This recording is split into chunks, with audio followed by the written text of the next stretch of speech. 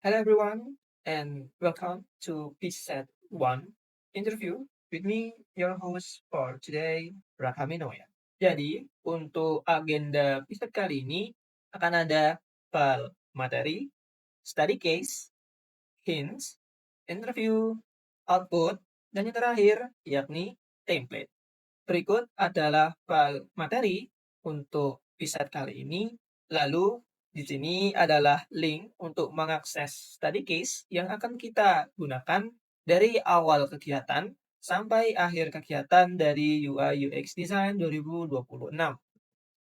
Setelah membaca study case dengan seksama, kita selaku UI UX Designer and Researcher memiliki a sense of apa sih problem yang dialami oleh masyarakat saat ini. Namun, untuk bisa memberikan solusi yang lebih detail dan spesifik untuk masalah ini dan menyelesaikan masalah dengan akurat, kita perlu menggambarkan atau memiliki gambaran akan sosok user atau pelanggan yang akan kita hadapi dalam study case kali ini. Untuk itu, kita akan masuk ke bagian section hints. Seperti contoh, di persona A ada The Sandwich Student, judulnya, dengan nama Rian, 21 tahun, mahasiswa tingkat akhir, dengan kondisi kuliah sambil bekerja paruh waktu karena orang tua baru saja pensiun dini. Lalu, untuk pain point atau yang ia resahkan, yakni sering kehabisan uang di tengah bulan. Butuh pekerjaan sampingan instan yang bisa dikerjakan di sela skripsi, microtasking, tapi bingung mencari di mana yang aman dan cepat cair. Untuk contoh kedua atau persona B, the aspiring freelancer dengan nama Sarah, 23 tahun, fresh graduate, job seeker, dengan kondisi sudah melamar ke 50 lebih perusahaan tapi belum diterima. Punya skill dasar desain grafis, Canva or Figma, tapi kalah saing di platform freelance besar. Masalah atau keresahan yang dialami oleh Sarah adalah butuh platform yang ramah pemula untuk membangun reputasi dari nol, serta butuh bimbingan mengatur uang yang pendapatannya tidak menentu. Kuharap dua hints ini akan membantu kalian di section berikutnya, yakni section interview. Yang pertama, tugas kalian adalah membuat daftar pertanyaan kepada para user sebagaimana yang telah diterangkan di materi Study Jam 1. Yang kedua, kalian menyiapkan alat saat interview berlangsung. Kalian bisa menggunakan Gmeet dan Zoom untuk merekam layar selama interview berlangsung. Namun, kalian diperbolehkan menggunakan aplikasi selain kedua hal itu, seperti Discord dan lain sebagainya, di mana kalian juga harus mendampingi aplikasi tersebut dengan aplikasi perekam layar, seperti OBS dan lain sebagainya. Yang ketiga, minimal kalian menginterview 3 orang.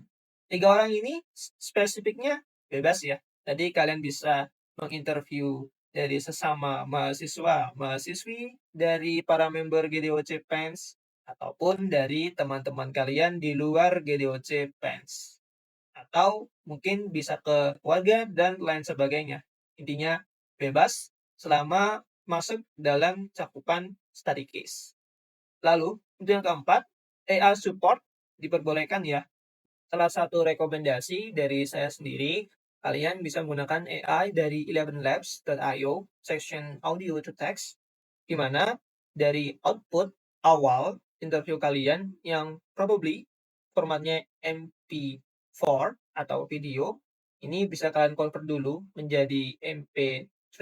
Nah, dari MP3 ini bisa kalian upload ke AI ini agar ia mengkonvertnya lagi menjadi text-based file, di mana file ini bisa kalian gunakan sebagai sumber utama di AI text generative seperti ChatGPT maupun Gemini dan lain sebagainya. Setelah tahap 1 hingga tahap 4 telah selesai, kita bisa beralih ke tahap akhir nih, yakni submit hasil di Pigdam kalian masing-masing.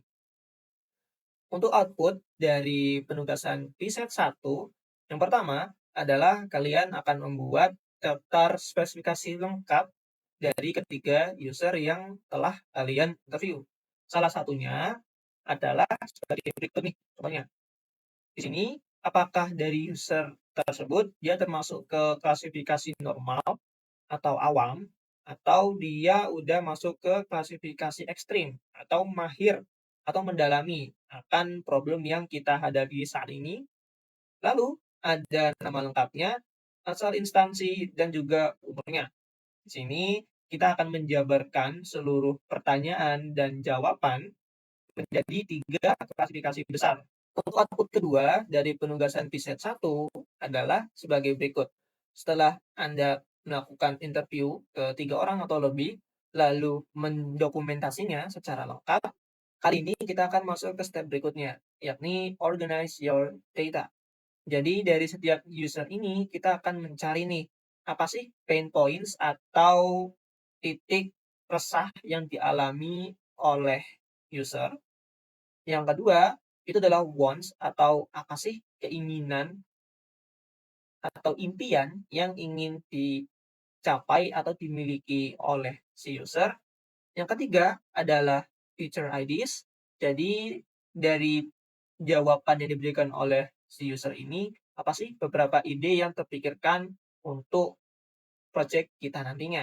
Lalu yang keempat adalah user action atau apa sih aksi yang dilakukan oleh user saat ini yang pasti masih belum lengkap ya, atau belum bisa menyelesaikan masalah dengan menyeluruh untuk menyelesaikan masalah dia saat itu yang bisa kita improvisasi lagi. Lalu yang kelima adalah additional insights atau apa sih beberapa hal-hal yang dapat kita simpulkan nih dari jawaban para user secara implisit. Seperti itu. Lalu yang terakhir, yang keenam adalah MVP's high priority atau apa sih beberapa fitur yang bisa kita berikan dari hasil jawab pertanyaan ini. Untuk template dari kedua penugasan yang telah disebutkan, kalian bisa mengakses link berikut. Sekian yang dapat saya sampaikan terkait penugasan kali ini.